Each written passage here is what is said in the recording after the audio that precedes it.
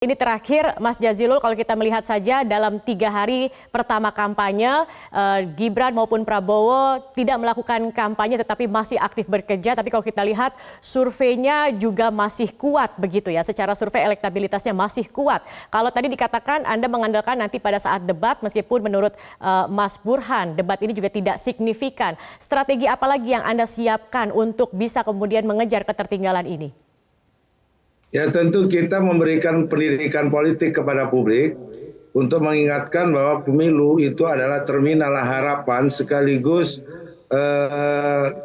perwujudan dari demokrasi. Oleh sebab itu perkara-perkara yang terkait dengan politik utamanya putusan MK itu harus dijelaskan kepada publik bahwa ada peristiwa demokrasi di Indonesia yang sedikit menurun. Itu juga harus dijelaskan kepada publik. Yang kedua, seperti Pak Burhan tadi, bahwa memang pemilih di Indonesia mayoritas itu lulusan SD dan tingkat IPM dan tingkat kesejahteraan mereka terbatas. Oleh sebab itu, jangan sampai juga ada kecurangan karena dibodoh-bodohi atau karena iming-iming tertentu. Menurut saya ini yang oleh pihak Amin kita juga antisipasi pendidikan politik, di mana politik bukan hanya sekedar transaksi, bukan hanya bagi-bagi sembako, dan juga pengerahan dari berbagai kekuatan kekuasaan, cabang-cabang kekuasaan yang menurut saya dan publik juga melihat itu dimiliki oleh salah satu paslon.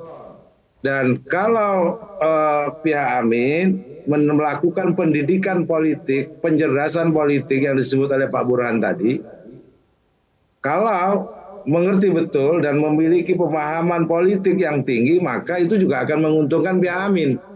Oke. Karena ini bukan penggiringan opini, tapi Profesor Burhanuddin Muhtadi tadi mengatakan bahwa debat memang sedikit pengaruhnya karena hanya untuk orang-orang pinter, kira-kira begitu. Dan kami merasa bahwa pasangan Amin inilah yang menjadi pilihan bagi mereka yang waras secara politik, dan itu juga yang akan menjadi andalan dan keunggulan pasangan Amin. Baik. Nah, kita tinggal mendorong langkah-langkah bagaimana politik di Indonesia ini waras. Itu aja menurut saya.